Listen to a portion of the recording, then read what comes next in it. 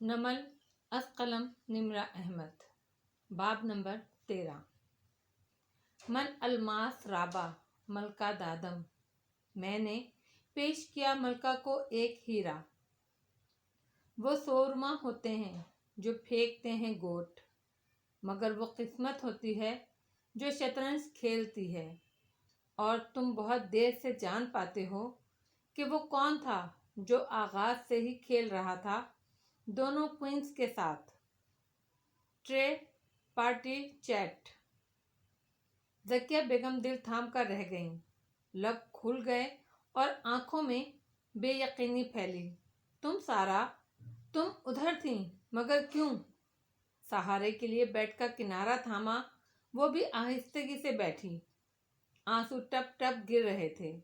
اس نے مجھے وہاں بلایا تھا۔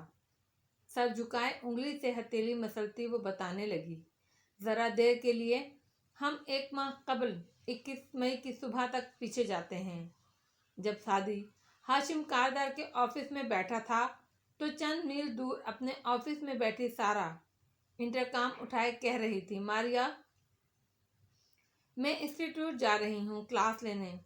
آپ یوں کرو، سعدی کو کہو کہ جو پریزنٹیشن اس نے ڈاکٹر سارا، سعدی آج نہیں آیا۔ دوسری طرف سے اس کو اجرت میں ٹوکا گیا تو سارا ذرا دیر کو رکی۔ نہیں آیا؟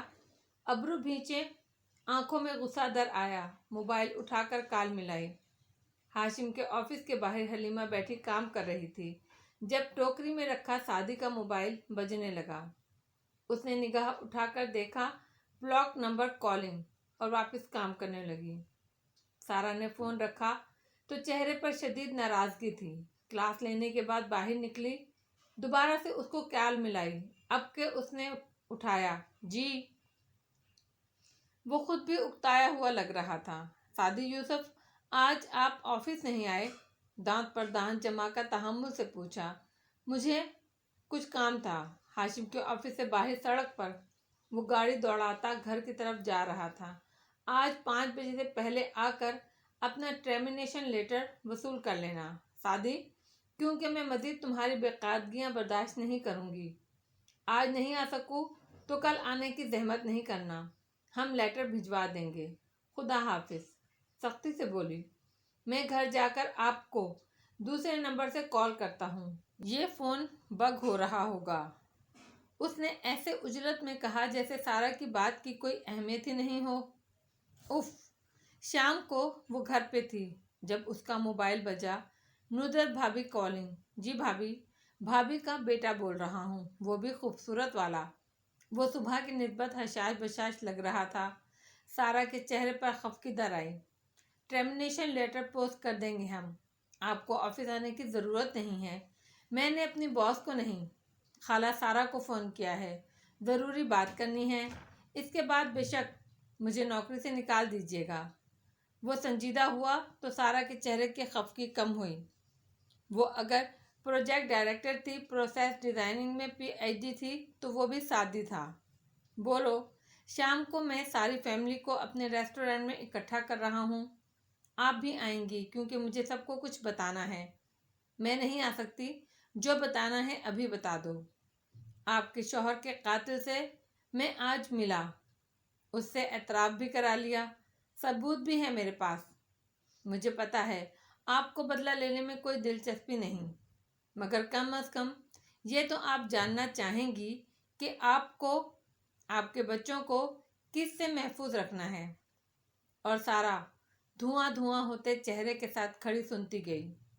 پھر اس نے وہی کیا جو سعدی نے کہا، مگر ایک چیز پہ وہ راضی نہیں ہوئی، میں کسی فیملی ڈنر کا حصہ نہیں بنوں گی۔ اوکے، آپ ہمارے گھر کے قریب جو پارک ہے وہاں آئیں، ہم بیٹھ کر بات کرتے ہیں۔ اگر میں آپ کو راضی نہ کر سکا تو ٹھیک ہے، آپ وہیں سے گھر چلی جائیے گا اور میں ریسٹورینٹ۔ وہ اتنے پر راضی ہو گئی، صرف اتنے پہ۔ مغرب ڈھل چکی تھی اور اندھیرا پھیل گیا تھا جب اس نے پارک میں بینچ پر بیٹھے کلائی کی گھڑی دیکھی اور پھر سعدی کو کال کرنے کے لیے فون نکالا، مگر اس کی تاکید یاد آ گئی، اس کا فون ممکنہ طور پر بگ ہو رہا ہوگا۔ گو ایسا نہیں تھا، مگر وہ احتیاط کر رہا تھا۔ سو اس نے صرف پیغام بھیجا، کدھر ہو؟ جواب ذرا دیر سے موصول ہوا، اسٹریٹ نمبر 14 میں رائٹ لین میں جو زیر تعمیر گھر ہیں ان میں سبز گیٹ والے گھر کے اندر جائیں، میں آ رہا ہوں۔ ریسٹورنٹ نہیں آ سکتی تو اتنا تو کرنا ہی پڑے گا۔ اب یہ سب سارا کی برداشت سے باہر ہوتا جا رہا تھا، مگر وہ سادی تھا، اس کو میلو ڈرامہ کرنے کی عادت تھی۔ یقیناً کوئی وجہ تھی جب ہی وہ کہہ رہا تھا۔ وہ پیدل چلتی چند گلیاں عبور کر کے اس گھر کے اندر چلی آئی۔ رات کا وقت، سنسان گلی محیط تاریکی، بجلی گئی ہوئی تھی۔ وہ اس پراسرار منظرنامے سے نہ ڈری نہ گھبرائی، بس اس گھر کے پورچ میں بار بار گھڑی دیکھتی ٹہلتی رہی۔ وہ عمر اور تجربے کے اس حصے میں تھی جہاں انسان جنات اور بھوت پریت سے نہیں ڈرتا، انسان صرف انسانوں سے ڈرتا ہے۔ گیٹ پر آہٹ ہوئی تو وہ مڑی، جھنجھلا کر کہنے لگی، سادی اتنا ڈرامہ کرنے کی؟ مگر وہ منہ پر انگلی رکھتا تیزی سے قریب آیا۔ سارا رک گئی، وہ بار بار گردن موڑ کر پیچھے دیکھتا تھا۔ آپ یوں کریں ریسٹورنٹ جائیں، سادی میں نے بتایا ہے میں ادھر نہیں جاؤں گی، تمہیں مجھے جو کچھ بتانا ہے بتاؤ ورنہ میں جا رہی ہوں۔ آہستہ اس نے پھر گردن موڑی، پھر ذرا خفگی سے اسے دیکھا، میرے پیچھے کوئی لگا ہوا ہے، میرا خیال ہے اس کے پاس گن ہے۔ سارا کا منہ کھلا، نہیں وہ مجھے کچھ نہیں کہے گا، میرا دوست ہے، مگر آپ کو نقصان پہنچا سکتا ہے۔ آپ یوں کریں ریسٹورنٹ جائیں اور یہ، اس نے چابیوں کا گچھا نکالا۔ علیشا کی قید چین سے اس نے 6 انچ کا ایک سلور پین بھی نتھی کر رکھا تھا اور اسے سارا کے ہاتھ میں تھما دیا۔ یہ جا کر زمر کو دے دیجیے گا، میرے پاس اس کی کوئی کاپی نہیں ہے، پلیز اسے مت کھولیے گا، بس زمر کو دے دیں اور کہنا سادی آ رہا ہے، پھر بے شک گھر چلی جائیے گا، میں بعد میں وضاحت کر دوں گا۔ سادی یہ کیا ہو رہا ہے تم؟ وہ پریشان ہونے لگی۔ ڈاکٹر سارا جو میں کہہ رہا ہوں وہ کریں، جائیں جلدی۔ سارا نے اثبات میں سر ہلایا اور جانے کے لیے مڑی، ساتھ ہی پاؤچ کھول کر اندر کی چین رکھا۔ تبھی پاؤچ میں رکھا موبائل زور سے بجا، کوئی کال آ رہی تھی۔ ادھر اندھیرے میں سناٹے میں آواز گونجی، باہر گلی میں۔ شیرو کو لگا سادی اپنا فون سائلنٹ کرنا بھول گیا ہے، مگر وہ فون سارا کا تھا۔ او ڈیم! سادی نے تیزی سے اس کا فون جھپٹا اور اسے سائلنٹ کیا۔ وہ ذرا فکر مندی سے گیٹ کی طرف دیکھ رہا تھا، وہ ادھر ہی آ جائے گا۔ اوپر سیڑھیوں سے جائیں اور ساتھ والے گھر کی چھت پھلانگ لیں اور سنیں، وہ مجھے کچھ نہیں کہے گا، بس جو ہو جائے آپ نے سامنے نہیں آنا، چاہے جو بھی ہو جائے، اب جائیے۔ کاندھے سے تقریباً اس نے سارا کو دھکیل دیا۔ اس وقت بھی صرف سارا کی فکر تھی۔ شیرو نے دیکھ لیا تو سمجھے گا وہ سارا کو سب بتا چکا ہے اور پھر سارا کو وہ نقصان پہنچائیں گے۔ سارا کے مقتول حواس بالآخر کام کرنے لگے۔ وہ تیزی سے سیڑھیوں تک آئی، سینڈل اتار کے ہاتھ میں پکڑی اور زینے پھلانگ گئی۔ مڑ کر دیکھا تو سادی اسی کی طرف دیکھ رہا تھا۔ تبھی گیٹ کھلنے کی آواز آئی۔ سارا اوپر آ گئی۔ اوپر چھت خالی تھی، سریے، ستون، آدھی دیواریں۔ وہ اندھیرے میں آنکھیں پھاڑ پھاڑ کر دیکھتی، سہج سہج کر قدم رکھتی ذرا آگے آئی۔ تبھی اس نے وہ آواز سنی، نیچے سادی سے کوئی بات کر رہا تھا۔ وہ اسے پہچانتی تھی، فارس کی آواز، نہیں نوشیروان، اس کی آواز فارس سے ملتی تھی۔ سارا واپس مڑی اور سیڑھیوں کے دہانے تک آئی، ذرا سی گردن نکال کر جھانکا، وہ نوشیروان ہی تھا۔ وہ سادی پر پستول تانے ہوئے تھا۔ ایک لمحے کے لیے نظروں کے سامنے اس کی نظروں میں وارث کی پنکھے سے لٹکتی لاش گھوم گئی۔ وہ دم سادھے سن سی کھڑی رہی۔ اس نے چند الفاظ سنے، وارث کو انہی لوگوں نے مارا ہے، وارث کو ہاشم نے مارا ہے۔ اس کی نگاہیں نوشیروان کے پستول تانے ہاتھ پہ تھیں اور ذہن سن تھا، مگر نہیں، اسے ان الفاظ کی فی الحال کوئی سمجھ نہیں تھی، بس اسے سادی کی فکر تھی۔ اندھے کو بھی نظر آ رہا تھا وہ گولی چلا دے گا اور سادی اس کو ٹھنڈا کرنے کی کوشش کر رہا تھا۔ وہ کیا کرے؟ اس نے ادھر ادھر نگاہ دوڑائی، کوئی پتھر جسے وہ شیرو کے سر پر مار سکے، مگر اس نے سوچا اس کے ہاتھ لرز رہے تھے۔ نہیں، وہ عورت تھی، کمزور تھی، وہ اکیلی کچھ نہیں کر سکتی تھی۔ پھر کس کو بلائے؟ فارس؟ نہیں، پولیس۔ ہاں، پولیس۔ سائرن سنتے ہی وہ بھاگ جائے گا۔ ڈاکٹر سارا غازی نے اگلے ہی لمحے فیصلہ کیا اور لمحوں میں ننگے پیر چلتی ہوئی گھر کی چھت تک آئی۔ دونوں چھتیں ملی ہوئی تھیں، مگر وہ ایسی جگہ نہ تھی کہ وہ چھلانگ سکے۔ اس نے کونے میں نوشیروان سے حتی الامکان دور کھڑے ہو کر موبائل پر پولیس کو کال کی۔ اس کا نمبر پرائیویٹ تھا، کال ٹریس نہیں کی جا سکتی تھی۔ مدھم سرگوشی میں جلدی جلدی ان کو سمجھایا کہ اس ایڈریس پر ایک شخص فائرنگ کر رہا ہے اور وہ جلدی پہنچیں۔ انہوں نے ایڈریس کنفرم کیا اور اسے تسلی دی کہ ایک موبائل اس علاقے میں گشت کر رہی ہے، جلد پہنچ جائے گی۔ آپ کون ہیں اور کدھر سے بول رہی ہیں؟ میں ہمسائے سے بول رہی ہوں۔ اوکے، آپ اس شخص سے دور رہیں، کہیں چھپ جائیں، پولیس کے آنے تک باہر نہیں نکلیے گا۔ اس نے پوری بات سنے بغیر فون کاٹا اور بلی کی چال چلتی ہوئی واپس سیڑھیوں کے دہانے پر رکی۔ سامنے کا منظر دیکھ کر اس کی آنکھیں جو پریشانی اور فکر مندی سے سکڑی تھیں، شوق اور وحشت سے پھیلتی گئیں۔ سعدی گرا پڑا تھا اور کررہ رہا تھا۔ اندھیرے میں خون کا رنگ دکھائی نہیں دیتا تھا، مگر اس کی سفید شرٹ درمیان سے سیاہ ہوتی جا رہی تھی۔ سارا نے چیخ روکنے کو منہ پر ہاتھ رکھا۔ اس کا دل زور زور سے دھڑک رہا تھا۔ پھر اس کی آنکھوں کے سامنے نوشیروان نے 2 گولیاں مزید ماری۔ گولی کی آواز سنائی نہیں دیتی تھی۔ ایک کلک ہوتا تھا اور زمین پر گرا لڑکا کراہتا تھا۔ پھر وہ اسے بوٹ سے ٹھوکریں مارنے لگا۔ وہ اسے مارتا جا رہا تھا اور اوپر سیڑھیوں کے دہانے پر ملک کی پہلی PhD ان پروسیس ڈیزائننگ نسکام کی، زمین سے فضا اور فضا سے زمین میں مار کر دینے والی میزائل بنانے والی سائنسدان اور تھرکول کی پروجیکٹ ڈائریکٹر ڈاکٹر سارا غازی کپ کپا رہی تھیں۔ اس کا دل لرز رہا تھا اور رنگ سفید ہو چکا تھا۔ اس نے کافی دفعہ کمزور ہاتھوں سے پتھر اٹھایا، مگر اس میں اتنی ہمت نہ تھی کہ وہ اسے کھینچ کر دے مارے۔ ہر ٹھوکر کے بعد وہ جیسے جانے کو مڑتا اور پھر رک کر سعدی کو مارتا۔ وہ بس لمحے گن رہی تھی۔ ادھر وہ نکلے اور ادھر سارا سعدی کو فوراً اٹھا کر ہسپتال لے جائے۔ بالآخر وہ جانے کے لیے مڑا، مگر جاتے جاتے اس نے پوری قوت سے سعدی کے منہ پر بوٹ مارا تھا۔ سارا کی آنکھوں میں ایک دم بہت سا پانی اترا۔ اس نے پتھر اٹھایا اور اسے ہوا میں بلند کرتے ہوئے لبوں سے ہلکی سی سسکاری نکلی۔ وہ کتنی مشکل سے چیخیں، آنسو، بددعائیں سب کو روکے بیٹھی تھی، یہ وہی جانتی تھی۔ اور یہ کراہ شیرو تک بھی پہنچ گئی۔ جب وہ ایک دم گھوما، سارا فوراً دیوار کی اوٹ میں ہو گئی۔ کون ہے ادھر؟ وہ احتیاط سے قدم بڑھا رہا تھا۔ سارا گہرے گہرے سانس لیتی دیوار سے کمر ٹکائے کھڑی رہی۔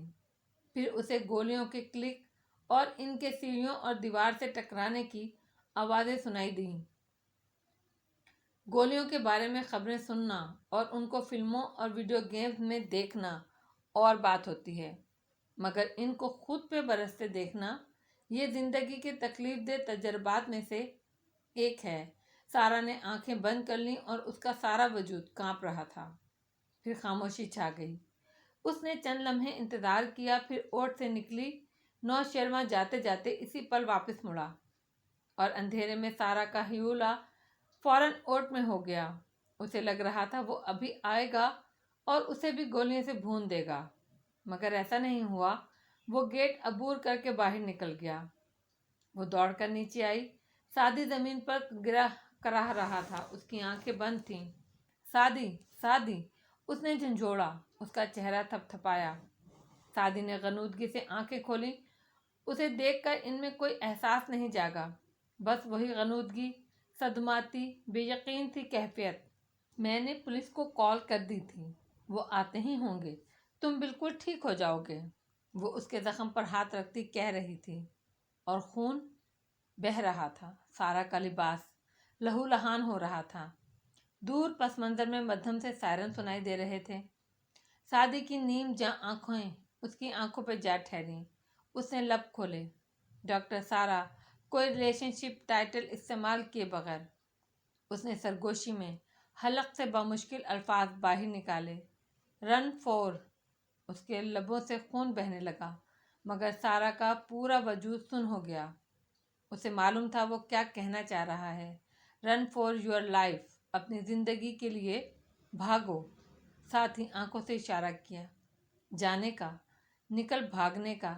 ये वो शादी नहीं था जिसने कुछ देर पहले बहुत एतमाद से कहा था कि वो मेरा दोस्त है, मुझे कुछ नहीं कहेगा। ये वो शादी था जिसके यकीन के चेहरे पर अभी वो बूट मार कर गया था। सायरन अब करीब होते सुनाई दे रहे थे। बिजली आ गई थी, गली रोशन हो गई थी। सारा एकदम उठी और बाहर को भागी। गेट पूरा खोल दिया। फूले सांस, तेज धड़कन और बेजान होते वजूद के साथ वो तेज तेज दौड़ रही थी। निगाहों में एक ही शय थी, वारिस की पंखे से झूलती लाश। वो रास्ते में 2 जगह गिरी, घुटने रगड़ गए, हथेलियां छिल गईं, मगर वो फिर से उठकर दौड़ने लगी। सायरन अब इसी गली से सुनाई दे रहे थे, लोगों की आवाज़ें भी। उनको शादी मिल गया था। वो मज़ीद तेज़ दौड़ती गई, यहाँ तक कि पार्क के करीब खड़ी अपनी कार तक पहुँच गई। अंदर बैठकर तेज़ सांस लेते उसने खुद को नॉर्मल करना चाहा। मोबाइल फ्रंट सीट पर डाला और सीट की पुश्ते सर टिका कर आंखें मूंद लीं। स्टीयरिंग पर हाथ रखे तो वो बुरी तरह कपकपा रहे थे। दिल बंद होने को था, और ये तब था जब उसने एक झटके से आंखें खोलीं। उसे एहसास हुआ उसका पाउच उसके हाथ में नहीं है। सारा ने वहशियाना अंदाज में कपड़े झाड़े, सीट पर चीज़ें उलट पुलट की, गाड़ी से निकल कर देखा। पाउच नदारद था। शादी की चाबियाँ, शादी का पेन उसने खो दिया था, मगर इस वक्त शादी ज़्यादा अहम था। आखिर वो एक पेन ही तो था। उसने लरजते हाथों से कार स्टार्ट की। उसे वापस उसी गली के दहाने पे जाना था और एक फासला रखकर मोबाइल को फॉलो करना था। वो शादी को जब तक अस्पताल पहुंचता नहीं देख लेगी उसे चैन नहीं आएगा। फिर उसने उनका ताक़ुब किया। जब वो उसे अस्पताल ले गए तो वो वापस आ गई। इनके रेस्टोरेंट कॉल करके मुलाजिम को मैंने यही बताया कि वो किस अस्पताल में है। इससे ज़्यादा मैं कुछ नहीं कर सकती थी। घर आकर मैं कमरे में बंद हो गई, कपड़े बदले, सुबह कार की सर्विस भी करवाई, सारे निशान मिटा दिए। उसी सुबह मैंने 2 जमा 2 कर लिए थे और मुझे मालूम हो गया था वारिस को भी इन्हीं लोगों ने मारा है। अपने कमरे में बैठी सारा झुके चेहरे और आंसुओं के साथ बता रही थी। ज़किया बेगम हक दक सुने जा रही थी, मगर वो कौन था वो जिसने गोली चलाई? सारा ने नफ़ी में सर हिलाया। मैं नहीं बता सकती।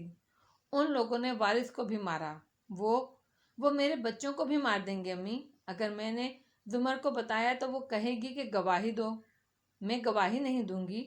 मेरी आंखों के सामने उसने जैसे सादी को मारा है, वो मंजर मुझे नहीं भूलता। मगर तुम उनको इतना तो बता दो ये किसने किया है।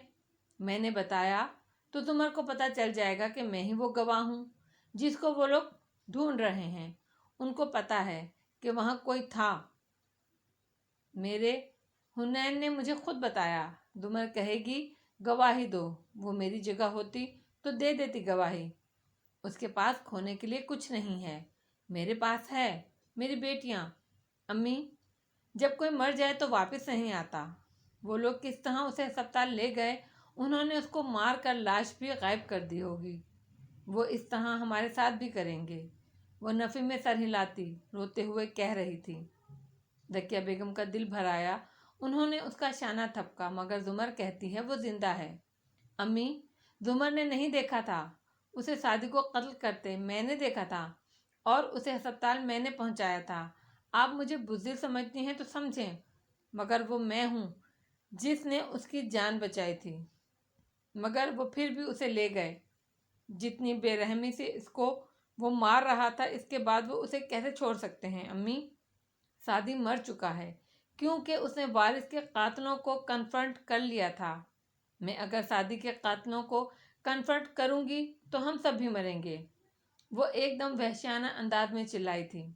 مجھے اپنی پرواہ نہیں ہے، مگر میری بیٹیاں ہیں 2، اور یہ لوگ جو سوشل میڈیا پر سعدی کے نام سے تحریک چلا رہے ہیں امی، ان میں سے کسی کو عدالت آنا پڑے تو کوئی بھی نہیں آئے گا، ہر کوئی زمر نہیں ہوتا۔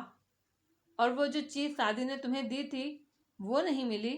نہیں، میں بعد میں دوبارہ اس علاقے میں گئی تھی، ہر وہ جگہ دیکھی جہاں سے گزری تھی، مگر میرا پاؤچ نہیں تھا۔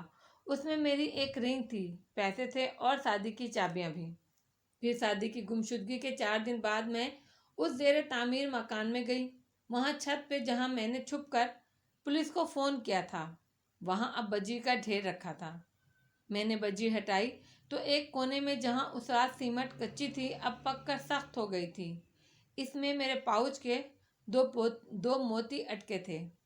دکیا بیگم کی آنکھوں میں اچنبھا ابھرا، مطلب میں نے وہیں رکھا ہوگا پاؤچ، سیمنٹ کچی تھی، وہ اس سے چپک گیا، بعد میں کسی نے اسے کھینچ کر اتارا تو موتی اندر ہی اٹکے رہ گئے۔ یہ پولیس کا کام نہیں ہو سکتا، کسی مزدور نے کیا ہوگا۔ پھر اس جگہ بجری ڈال دی۔ پاؤچ میں میرے پیسے تھے، ہیرے کی انگوٹھی تھی اور وہ کی چین تھا۔ پھر میں اس گھر کے ٹھیکیدار سے ملی، اسے بتایا میں ایک وکیل ہوں اور ادھر میرا پرس گرا تھا۔ اس نے کہا 10,000 دوں تو پرس واپس لا دے گا۔ میں نے دے دیے۔ پھر دکیا بیگم دھیان سے سن رہی تھی۔ 3 دن بعد میں دوبارہ گئی تو اس نے کہا کسی مزدور نے اٹھایا تھا پرس اور اس نے وہ مجھے واپس کر دیا، اندر پیسے اور انگوٹھی ویسے ہی رکھی تھی، مگر سعدی کا کی چین نہیں تھا۔ مگر وہ کہاں گیا؟ مجھے نہیں پتا، مگر کیا فرق پڑتا ہے امی؟ جب سعدی نہیں رہا تو کیا فائدہ کسی دوسری چیز کا؟ وہ گھٹنوں میں سر دیے کتنی ہی دیر روتی رہی، پھر بالآخر اس نے چہرہ اٹھایا، آنسو پوچھے۔ کچھ دن میں چلوں گی ان سے ملنے، مگر ابھی نہیں، مجھے سنبھلنے میں کچھ وقت لگے گا۔ مگر رضیہ بیگم جانتی تھیں کہ چونکہ اس نے اپنے دل کا بوجھ ہلکا کر دیا ہے تو اب وہ جلد سنبھل جائے گی۔ وہ افسوس سے اسے دیکھے گئیں، نہ وہ بہادر تھی نہ وہ بزدل، وہ ایک ماں تھی، صرف ایک ماں۔ میرے ہونے کی خود کوئی توجہ کر، مجھ کو لگنے لگا ہے کہ بے سود ہوں میں۔ رات انیکسی پہ گہری ہو رہی تھی، رمضان کے باعث بتیاں روشن تھیں۔ بڑے ابا لاؤنج میں ویل چیئر پر بیٹھے تھے اور صداقت ان کے پیر کے ناخن کاٹ رہا تھا۔ تبھی دروازہ کھلا تو ابا نے گردن موڑ کر دیکھا، زمر اندر داخل ہو رہی تھی، فارس پیچھے تھا۔ دونوں کے چہرے پہ ایک ہم آہنگ سا رنگ تھا، اطمینان بکھرا تھا۔ نیاز بیگ کو گرفتار ہوئے 2 گھنٹے ہی تو ہوئے تھے۔ میں اپنے پرائیویٹ نمبر سے لوکل چینلز کو کال کرنے جا رہا ہوں۔ صبح تک شیرہ ملک کیس کے ملزم کے پکڑے جانے کی خبر عام ہو جائے گی۔ ASP کو اتنی شہرت اور ہائپ ملے گی کہ پھر وہ نیاز بیگ کو باہر نہیں آنے دے گا۔ اوکے، زمر نے سر ہلا دیا، اور بڑے ابا نے صرف دور سے دیکھا کہ وہ دونوں سرگوشی میں باتیں کر رہے تھے۔ کوئی اطمینان سا تھا جو ان کے رگو پے میں اتر گیا۔ صداقت فوراً سے اٹھا، استری کے اسٹینڈ سے فارس کی شرٹ اٹھا لایا۔ فارس بھائی، یہ جل گئی۔ شرٹ سامنے کی، شرمندگی سے سر بھی جھکایا۔ زمر نے چونک کر شرٹ کو دیکھا، اس کی تیوری چڑھی، پھر ذرا تھمی، فوراً سے فارس کو دیکھا، یہ ابھی صداقت کو ڈانٹے تو صحیح، میں اس کو سوچا، وہ بلیک والی پریس کر دو پھر۔ فارس نے بس ایک نظر اس شرٹ کو دیکھا اور سیڑھیوں کی طرف بڑھ گیا۔ زمر کے لب ذرا کھل گئے، قدر تعجب سے اس نے فارس کو جاتے دیکھا۔ اس نے کچھ بھی نہیں کہا۔ صداقت نے بہت تسلی آمیز انداز میں ہاتھ جھاڑے۔ پچھلے ہفتے بھی ایک جلائی تھی، تب بھی کچھ نہیں کہا تھا۔ زمر کھول کر اس کی طرف مڑی۔ اگلے 10 منٹ تک صداقت نے سر جھکا کر اس کی صلاباتیں سنی، جن میں مسلسل صداقت آپ کا دھیان کہاں ہوتا ہے، آپ یہ اور آپ وہ کی تکرار تھی۔ اوپر چڑھتے فارس غازی نے سر جھٹکا. سوچا ملازم آپ ہے اور شوہر تم. یہ عورت کبھی نہیں سیدھی ہوگی. چند منٹ بعد زمر کے کمرے کی بتی بجھی تھی اور وہ بیڈ پر لیٹی تھی. فارس کمرے میں نہیں تھا. کھلی آنکھوں سے چھت کو دیکھتے اس کے سامنے ایک منظر فلم کی طرح چل رہا تھا. 4 سال پہلے آفس میں بیٹھی زمر اور سامنے بیٹھے بصیرت صاحب. وہ اس سے پوچھ رہے تھے فارس غازی کی گاڑی سے پولیس نے وہ رسید ریکور کی ہے جس کے ذریعے وارث غازی کا گلا گھونٹا گیا تھا. جی فارس آیا تھا میرے پاس. اس نے کہا اسے سیٹ اپ کیا گیا ہے. وہ فائل پر لکھتے ہوئے کہہ رہی تھی زمر صاحبہ یہ فارس کیسا آدمی ہے؟ مطلب کہ ایک ایوریج مجرم تو ایسے ثبوت کار میں چھوڑ سکتا ہے. ہم روز ایسے 20 کیس دیکھتے ہیں مگر ایک کرمنلی اسمارٹ آدمی ایسا نہیں کر سکتا. زمر پین لبوں پر رکھے کچھ دیر سوچتی گئی. سچ بتاؤں تو میں اس کو نہیں جانتی. کچھ مہینے میرے پاس پڑھا ہے پھر وہ بس کبھی سرراہ ملاقات ہوئی تو ہوئی. کم گو ہے. ہاں اگر بولے تو نبی تلی بات کرتا ہے. سمجھدار لگتا ہے مجھے. ذرا غصے کا تیز ہے مگر کرمنلی اسمارٹ ہے یا نہیں ایسی باتیں تو کسی کے ساتھ رہ کر ہی پتہ چل سکتی ہیں. اس لیے میں کچھ کہہ نہیں سکتی. ویسے ایک ایجنسی میں اچھی پوسٹ پر ہے. ایسے ہی تو نہیں اس کو رکھا گیا ہوگا. میڈم ایجنسیز میں تو ہر طرح کے لوگ ہوتے ہیں. فزیکل فٹنس بھی میٹر کرتی ہے, شخصیت بھی میٹر کرتی ہے اور سب بہترین اور اسمارٹ نہیں ہوتے. یہ بات زمر اور زرتاشا کو گولی لگنے سے پہلے کی تھی جو آج رات ویسے ہی اس کی سماعتوں میں گونجنے لگی. میں 1 مہینے سے اس کے ساتھ رہ رہی ہوں. شادی کو کھوئے 1 مہینہ ہو گیا اور یہ. اس نے گردن موڑ کر ٹیرس کی طرف دیکھا جہاں وہ بیٹھا تھا. اس نے مجھے مایوس نہیں کیا. کتنی احتیاط سے ہر شے کی ایک ایک چیز کا خیال رکھا. تو پھر یہ اپنے بھائی کو مار کر ثبوت گاڑی میں کیوں چھوڑے گا؟ پہلے تو اس کو نہیں جانتی تھی مگر اب جاننے لگی ہوں. تو کیا ہے جو تمہیں کھٹکنے لگا ہے زمر؟ وہ سوچنے لگی. فارس اور زمر کے کمرے اور ندرت اور حنین کے کمرے کا ٹیرس مشترکہ تھا. وہاں ایک کین کا صوفہ بچھا تھا. فارس اس پر بیٹھا تھا. پاؤں لمبے کر کے ریلنگ پہ رکھے ہوئے تھے. سامنے ہاشم کے کمرے کی بالکنی پہ نگاہیں جمائے وہ کچھ سوچ رہا تھا. آپ ادھر کیوں بیٹھے ہیں؟ حنین ساتھ آ کر بیٹھی تو وہ چونکا. پھر ٹیک لگائے رکھا. بس گردن موڑ کر اسے دیکھا. وہ موبائل ہاتھ میں لیے کھلے بالوں میں ہیئر بینڈ لگائے ساتھ آ بیٹھی. یوں ہی پھپھو نے کمرے سے نکال دیا؟ حنا نے آنکھیں اس پر جمائے سنجیدگی سے پوچھا. فارس نے اف کہہ کر چہرہ واپس سامنے کر لیا. یہ ہاں والا اف تھا یا میری ذاتیات میں مداخلت نہ کرو والا اف تھا؟ ایسا کچھ نہیں ہے. وہ سو رہی ہیں. مجھے نیند نہیں آ رہی تھی. مجھے بھی نہیں آ رہی. اس نے ایک مایوس نگاہ سیل فون پر ڈالی. ہاشم کو کتنی دیر ہوئی؟ ٹیکسٹ کیا تھا مگر کوئی جواب نہیں آیا. سامنے اس کے کمرے کی بتی بھی بجھی ہوئی تھی. گھر میں نہیں تھا شاید. اور گھٹنے ملائے ٹیک لگائے پیچھے ہو کر بیٹھ گئی. سعدی اس وقت کیا کر رہا ہوگا حنین؟ وہ دور آسمان کو دیکھ رہا تھا. چہرے سے تھکا تھکا لگتا تھا. حنا کی آنکھوں میں اداسی آ گئی. اس نے اپنا سر فارس کے کاندھے پر رکھ لیا. میں یہ نہیں سوچنا چاہتی. میرا دل گھٹتا ہے. وہ کہیں کسی جگہ محبوس ہوں گے اور ان کے مجرم آزاد گھوم رہے ہیں. فارس نے گردن دائیں بائیں ہلائی. اب ان میں سے کوئی آزاد نہیں گھومے گا جب تک میں زندہ ہوں. نہیں, مجھے نہیں آتا اب کسی بھی بات پر یقین.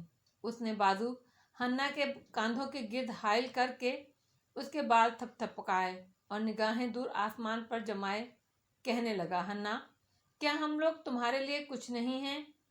کیا شادی کے جانے سے تم ہم سے بھی الگ تھلگ رہا کرو گی؟ وہ شرمندہ ہو گئی. ایسی بات نہیں ہے. تو پھر زمر سے تم ایسے بات کیوں کرتی ہو؟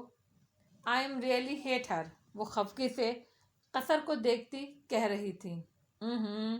تم اس سے نفرت نہیں کرتی, تم اس سے ناراض ہو. حنین ناراضگی سے منہ میں کچھ بڑبڑائی۔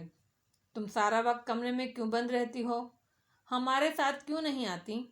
وہ نرمی سے پوچھ رہا تھا۔ میں ایک ناکام انسان ہوں، میرے اندر بہت سا شر ہے، میں جب بھی کسی چیز میں ہاتھ ڈالوں گی اسے بگاڑ دوں گی، مگر تم وہ تو کر سکتی ہو جو زمر نے تمہیں کہا ہے، یہ انتقام اور انصاف کا واحد راستہ ہے۔ میں ان کے حکم کی غلام نہیں ہوں آپ کی طرح۔ اس نے خفگی سے فارس کے کاندھے سے سر اٹھایا اور آگے ہو کر بیٹھی۔ بھائی کہتا تھا انتقام کے لیے چونٹیاں بن کر کام کرنا پڑتا ہے، یعنی ایک فیملی بن کر۔ ایسے نہیں ماموں کہ وہ جب چاہیں مجھے آرڈر دے کر چلی جائیں، میری فیلنگز کا خیال رکھے بغیر۔ وہ کون ہوتی ہیں مجھے آرڈر کرنے والی؟ وہ چند لمحے خاموشی سے اسے دیکھتا رہا۔ تمہارے بھائی نے تمہیں یہ نہیں بتایا کہ چیونٹیوں کی ایک ملکہ بھی ہوتی ہے؟ ایک ثانیے کو ساری فضا ساکن ہو گئی۔ حنین بالکل ٹھہر گئی۔ وہ گردن تلے اب بازوؤں کا تکیہ بنائے نیم دراز پرسکون اسے دیکھ رہا تھا۔ ایک پل کو حنا کا دل نرم موم ہونے لگا، مگر پھر اس نے گردن اکڑائی۔ سامنے ہاشم کے کمرے کی بتی جل چکی تھی۔ وہ میری ملکہ نہیں ہو سکتی، کبھی بھی نہیں۔ آپ ہی مانیں ان کا حکم۔ تمہیں لگتا ہے میں اس کے حکم پہ چلتا ہوں؟ کیا میں دیکھ نہیں رہی آپ وہی کر رہے ہیں جو وہ حکم دے کر چلی جاتی ہیں؟ وہ ہلکا سا ہنس دیا۔ حنا کو اس کا ہنسنا اچھا لگا۔ کتنے عرصے بعد اس نے فارس کو ہنستے دیکھا تھا۔ یہ جو تمہاری پھپھو جیسی عورتیں ہوتی ہیں نا، ان کو بہت ٹیکنیک سے قابو کرنا پڑتا ہے، اور میں وہی کر رہا ہوں۔ حنا نے مشکوک نظروں سے اسے دیکھا۔ مطلب پہلے انہیں یہ یقین دلایا جاتا ہے وہ ایک ملکہ ہیں، ہر فیصلہ انہی کا مانا جائے گا، اور آپ صرف ان کی مدد کے لیے ہیں۔ پھر جب وہ آپ کی عادی ہو جائیں تو کنٹرول ان کے ہاتھ سے آہستہ آہستہ لے لیا جاتا ہے۔ تھکان سے وہ مسکرایا۔ حنا کے اندر کی ددیالی محبت جاگنے لگی، اور وہ خفگی سے اس کو سست سنانے لگی تھی، مگر تب ہی موبائل وائبریٹ ہوا۔ وہ اسے شب بخیر کہتی اٹھ گئی، پھر جاتے جاتے مڑی۔ مجھے موبائل لینا ہے، میرا اپنا، آپ لا دیں گے؟ مگر پیسے امی دیں گی۔ ہاں، ایک فون خریدنے سے تو میں غریب ہو جاؤں گا۔ نہیں پلیز، صبح امی آپ کو پیسے دے دیں گی، آپ لے لینا، ورنہ وہ ناراض ہو جائیں گی۔ اپنی امی سے کہو اتنا۔ وہ رک گیا، سر جھٹکا۔ اچھا صبح بات کرتے ہیں۔ شب بخیر ماموں، وہ ہلکا سا مسکرا کر بولی تو وہ جواب دے کر پھر سے سامنے دیکھنے لگا، وہ جس کو بھلانے میں کئی سال لگے تھے۔ ایک لمحہ غفلت میں در آیا وہی لمحہ۔ حنا کمرے میں آئی، امی کروٹ کے بل لیٹی تھیں۔ وہ فوراً اپنے بستر پر آئی اور موبائل کھولا۔ ہاشم۔ اس کی آنکھیں جگمگا اٹھیں، سارے دن کی تھکن اتر گئی۔ کدھر تھے آپ سارا دن؟ لڑکی، میں مصروف ہوتا ہوں، مسکراتی اسمائلی۔ تم سناؤ، کیا کیا آج؟ کچھ نہیں، بھائی یاد آتا رہا۔ ابھی ماموں کے ساتھ ٹیرس پہ بیٹھی تھی، وہ کروٹ کے بل لیٹی اندھیرے میں چمکتی اسکرین کو دیکھتی لکھتی جا رہی تھی۔ کیا باتیں ہو رہی تھی ماموں سے؟ ہاشم اپنے کمرے میں ٹائی ڈھیلی کرتے ہوئے ایک ہاتھ سے موبائل پہ ٹائپ کرتا جا رہا تھا۔ وہ 2-3 لوگوں کو ایک ہی وقت میں جواب دے رہا تھا۔ وہ چاہتے ہیں میں زمر کے کہنے پر بھائی کا لیپ ٹاپ کھول دوں، مگر مجھ سے اب یہ کام نہیں ہوتے۔ جب بھائی کے کہنے پر نہیں کیا تو زمر کے لیے کیوں کروں؟ سعدی نے کیا کہا تھا؟ ان کی کچھ فائلز کرپٹ ہو گئی تھیں، مجھے کہا کھول دوں، میں نے نہیں کھول کر دیں، دل ہی نہیں کرتا تھا۔ پتہ نہیں صحیح کیا یا غلط۔ ہاشم نے اٹس اوکے لکھ کر سینڈ کیا۔ کوٹ اتارا، گردن کی پشت کو ہاتھ سے دبا کر جیسے پٹھوں کو ریلیکس کیا۔ موبائل بیڈ پہ رکھا اور باتھ روم تک آیا۔ ٹپ میں نل کھولا، پانی کی دھار گرنے لگی۔ اس نے بات سالٹ کا جار اٹھایا ہی تھا کہ یکدم رکا۔ ساری دنیا ساکت ہو گئی۔ پانی، جار سب چھوڑ کر وہ تیزی سے واپس آیا اور فون اٹھایا۔ کون سی فائلز کرپٹ ہو گئی تھیں؟ ہنا کے اگلے 4-5 پیغام پڑھے بغیر ٹیکسٹ کیا۔ اس کا دل زور زور سے دھڑک رہا تھا۔ بھائی کی کوئی آفس فائلز تھیں، وہ جو USB میں تھیں۔ اس نے روشنی میں تیر چلایا سامنے کی طرف۔ جی آپ کو کیسے پتا؟ ارے وہ سعدی نے تمہیں دی، میں کب سے انہیں ڈھونڈ رہا تھا۔ وہ میں نے دی تھی سعدی کو کہ مجھ سے کھل نہیں رہی تھی۔ ابھی کدھر ہے وہ فلیش؟ ادھر، اس کے قدموں تلے سے زمین نکل رہی تھی۔ میرے پاس ہے، سامان میں ہی پڑی ہے کہیں۔ تم مجھے ابھی لا کر دے سکتی ہو؟ بس 2 منٹ کے لیے آؤ اور مجھے بالکنی میں پکڑا کر چلی جاؤ۔ ماموں ٹیرس پر بیٹھے ہیں، مجھے شوٹ نہ کر دیں۔ یہ لکھتے ساتھ اس کا دل خراب ہوا۔ اگر ماموں کو پتہ چلا میں ہاشم بھائی سے بات کر رہی ہوں تو وہ کیا سوچیں گے؟ اچھا، ہاشم رکا۔ مجھے وہ کل ہی چاہیے۔ صبح دے جاؤ گی فلیش؟ اوکے۔ تم نے اسے کھول کر دیکھا؟ فائلز ریکور کی یا نہیں؟ نہیں، میں نے ہاتھ ہی نہیں لایا۔ صبح لا دوں گی آپ کو، وہ لکھتی جا رہی تھی جب حنین کس سے بات کر رہی ہو؟ امی نے اس طرف کروٹ لی، موبائل کی روشنی دیکھی تو اسے پکارا۔ حنین کا سانس رک گیا۔ وہ گیم کھیل رہی ہوں امی، ساتھ ہی جلدی جلدی مجھے جانا ہے بائے لکھ کر وائی فائی آف کیا۔ یہ ٹائم ہے فون استعمال کرنے کا، رکھو اور سو جاؤ۔ سحری کے لیے پھر اٹھتے موت پڑتی ہے تم سب کو۔ اب نہ دیکھوں میں تمہارے ہاتھ میں موبائل۔ سختی سے اسے ڈپٹا تو وہ جلدی جلدی سارے میسج مٹاتی، فون بجھا کر چت لیٹ گئی، آنکھیں زور سے میچ لیں۔ اف۔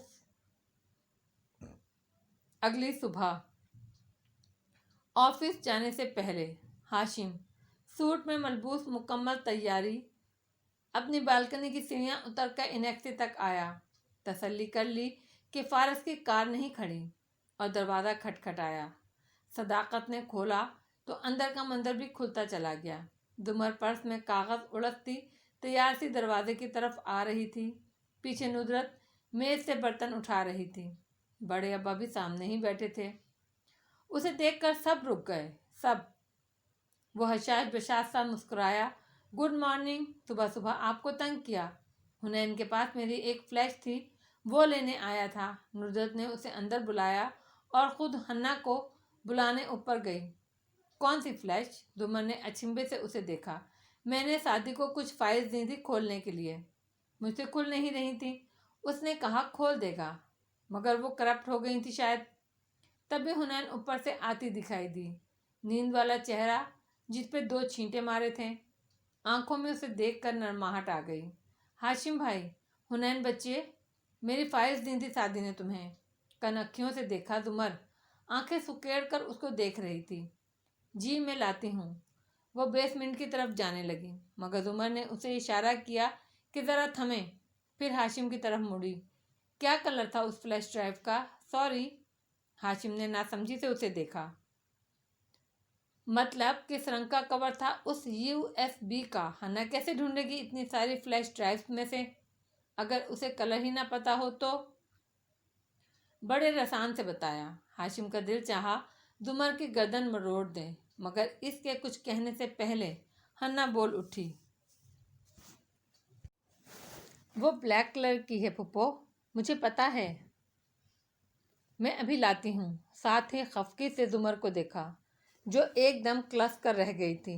وہ حنین کو روکنا چاہتی تھی، مگر حنین اگلے ہی منٹ ایک سیاہ USB لے آئی اور اسے ہاشم کی طرف بڑھایا۔ یہ لیں۔ ہاشم مسکرا کر شکریہ کہتا باہر ہو گیا اور دمر پر ایک جتاتی نظر بھی ڈال کر گیا۔ اپنے کمرے میں واپس آ کر اس نے جلدی سے اسے لیپ ٹاپ میں لگایا۔ اندر ایک ہی فولڈر تھا اور وہ لاک تھا۔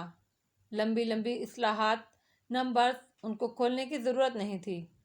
اس نے USB نکالی اور نیچے کچن میں آیا۔ کیبنٹ نے سل کا پتھر نکالا اور اسے زور زور سے فلیش پر مارا، یہاں تک کہ وہ بالکل پچک کر رہ گئی۔ پھر اس نے اسے کوڑے دان میں پھینکا اور ہاتھ دھو کر واپس اوپر چلا آیا۔ بلا آخر ہر ثبوت مٹ گیا تھا۔ آج سے ایک نئے دن کا آغاز ہو گیا۔ ایک معصوم لڑکی، اسے اس لڑکی سے ہمدردی ہوئی۔ سزا کے طور پہ ہم کو ملا قفس جالب۔ بہت شوق ہمیں آشیاں بنانے کا تھا۔ ان سب سے دور ہسپتال کے اس کمرے کی ساری بتیاں روشن تھیں۔ وہ بیڈ پر لیٹا تھا اور میری اس کے بازوؤں کے اسٹریپ کھول رہی تھی۔ مجھے دہرانے کی ضرورت نہیں ہے، اگر تم جانتے ہو کہ تم باتھ روم سے 5 منٹ کے اندر نہیں نکلے تو مجھے باہر کھڑے گارڈز کو بلانا پڑے گا۔ وہ اٹھ کر بیٹھا، پاؤں زمین پر اتارے۔ تکلیف ہوئی؟ آنکھیں کرب سے بھینچیں۔ میری نے سہارا دینے کو اس کو شانے سے تھامنا چاہا۔ اس نے جھٹکے سے بازو چھڑایا اور آگے بڑھ گیا۔ لڑکھڑاتے قدموں سے چلتا وہ باتھ روم تک آیا۔ دیوار کا سہارا لیتے وہ درد سے لب بھینچتا سنک تک آیا۔ بیسن کو دونوں ہاتھوں سے تھامے اس نے چہرہ اٹھا کر آئینے میں دیکھا۔ ہونٹوں کا زخم بھر چکا تھا، چہرے کے نیل رنگ بدل چکے تھے، مگر گال اور پیشانی کا زخم ویسا ہی تھا۔ گردن کی چوٹیں کم نظر آ رہی تھیں۔ میں نے کبھی اسے مارا تھا؟ ایسے مارا تھا تمہیں نوشیروان، جو تم نے میرے ساتھ یہ کیا؟ نل کھولا اور پانی دونوں ہاتھوں میں بھر کر چہرے پر انڈیلا۔ وہ لڑکی جس کے منگیتر نے تمہیں یونیورسٹی میں پیٹا تھا، کبھی اس کو پلٹ کے مارنے کی ہمت نہیں ہوئی تمہیں؟ یہ انتقام نہیں تھا نوشیروان، یہ حسد تھا، حسد۔ سرخ آنکھوں سے آئینے میں دیکھتے وہ بڑبڑایا، میں بھی کچھ نہیں بھولا۔ تم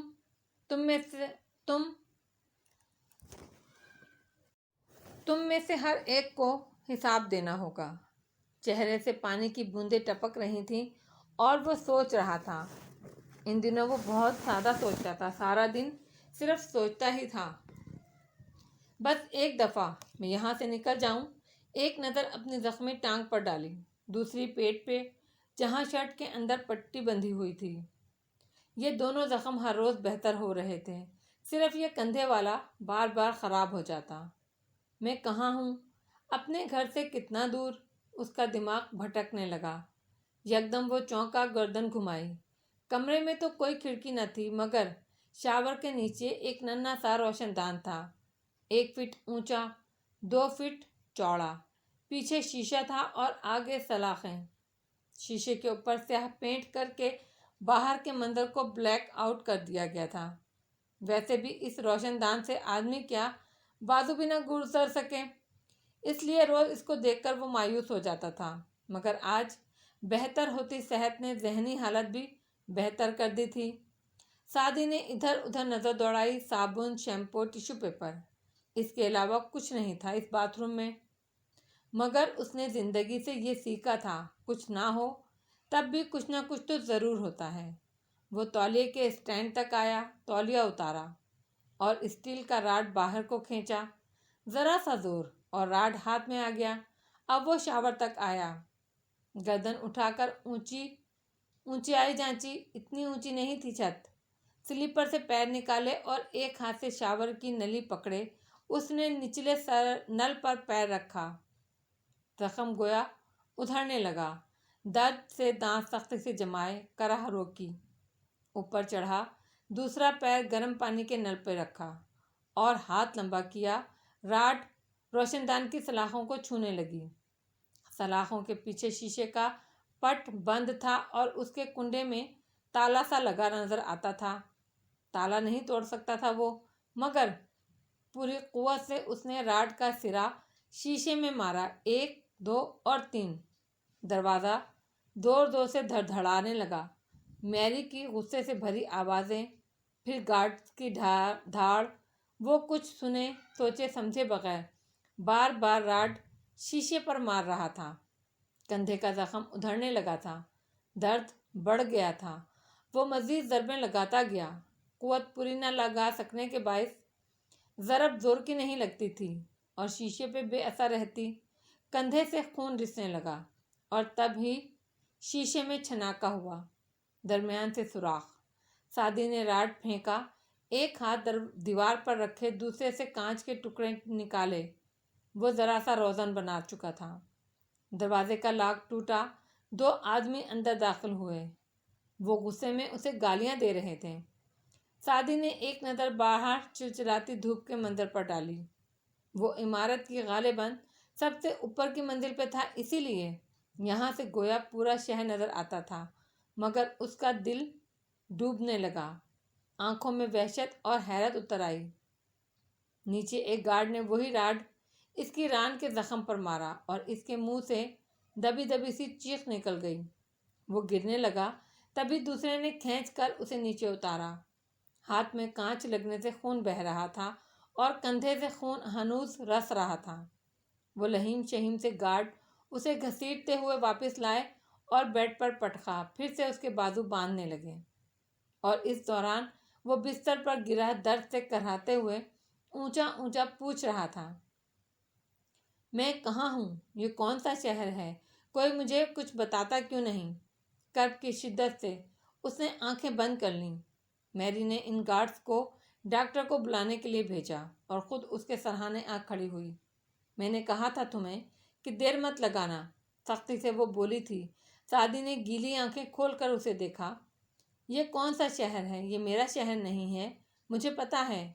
یہ پوچھو یہ کون سا ملک ہے؟ اور اس کے الفاظ پہ سعدی ذوالفقار یوسف خان کا پورا وجود سن ہو گیا۔ یک ٹک وہ میری کو دیکھے گیا۔ بھاگنے کی کوشش بیکار ہے سعدی، کیونکہ یہ انڈیا ہے اور یہاں تم بغیر پاسپورٹ کے لائے گئے ہو۔ جس دن تم اس قید خانے سے نکلو گے، تم ایک پاکستانی جاسوس کی طرح انڈیا کی گلیوں میں یوں ہی چھپتے پھرو گے، اور وہ جلد یا بدیر تمہیں ڈھونڈ کر… خیر، مجھے بتانے کی ضرورت نہیں کہ بھارت میں ایک غیر قانونی طور پر آئے ہوئے پاکستانی، اور وہ بھی نیز کام کا سائنسدان، اس کے ساتھ کیا ہو سکتا ہے۔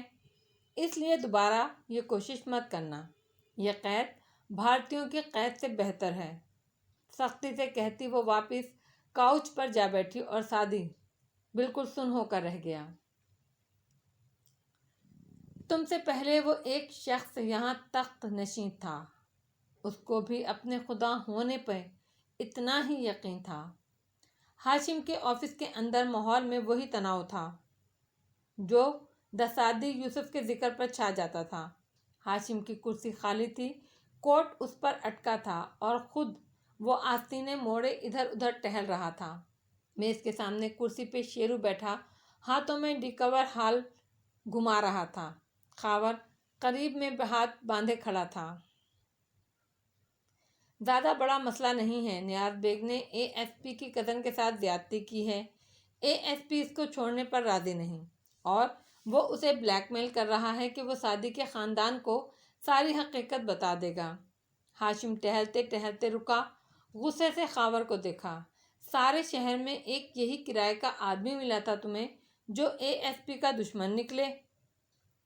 اے ایس پی نے پیش کیا تھا سر، اس رات وقت کم تھا، اسے نہیں معلوم تھا کہ وہ اس کی کزن کا مجرم نکلے گا۔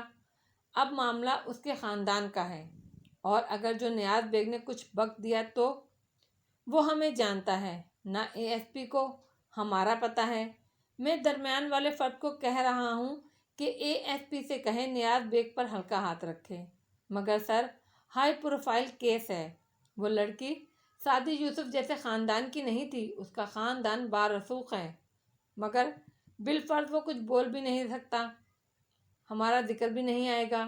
رکو، وہ چونکا، اس میں فارس یا زمر کا ہاتھ تو نہیں؟ ان کا کیا تعلق ہو سکتا ہے؟ خاور کو تعجب ہوا۔ یہ کوئی الزام نہیں ہے، نیاز بیگ ہسپتال جا کر اس لڑکی کا کام تمام کرنا چاہتا تھا۔ پولیس نے اسے رنگے ہاتھوں پکڑا ہے، اور یہ کیس شادی والے واقعے سے بھی پہلے کا ہے۔ اگر ان میں ان دونوں کا ہاتھ نہیں ہے تو وہ 1 مہینے سے کیا کر رہے ہیں؟ میں نہیں مان سکتا کہ وہ ہاتھ پر ہاتھ دھرے بیٹھے ہوں گے۔ ہاشم نفی میں سر ہلا رہا تھا۔ سر، میں ان پر نظر رکھے ہوئے ہوں، وہ اس کے لیے بھاگ دوڑ کر رہے ہیں، مگر وہ سعدی کو ڈھونڈ رہے ہیں، اس کے حملہ آوروں کو نہیں۔ وہ روز مختلف ہاسپٹلز میں، مردہ خانوں میں، سعدی کے جاننے والے دوستوں اور ہر اس جگہ جاتے ہیں جہاں سے ان کو کوئی سراغ مل سکتا ہو۔ وہ واقعی فارغ نہیں بیٹھے، مگر وہ ہم تک نہیں پہنچ سکتے۔ خاور جو کہہ رہا تھا وہ درست تھا۔ وہ ان پر ہلکی پھلکی نظر رکھے ہوئے تھا، مگر اس کو یہ نہیں معلوم تھا کہ بظاہر ان ساری رسومات کو پورا کرتے ہوئے وہ در حقیقت کیا کر رہے تھے۔ میرا دل نہیں مانتا کیا ان کو کسی سے بدلہ نہیں لینا؟ یہ ان کا طریقہ نہیں ہے سر۔ ان کے خیال میں سعدی زندہ ہے۔ ان کا کہنا ہے ایک دفعہ وہ مل جائے پھر ہم ہر ایک کو دیکھ لیں گے۔ نوشیروان نے بیزاری سے سر جھٹکا کہہ کر۔ سر آپ کہتے ہیں تو میں باقاعدہ ان کا 24 گھنٹے تعاقب کروا دیتا ہوں۔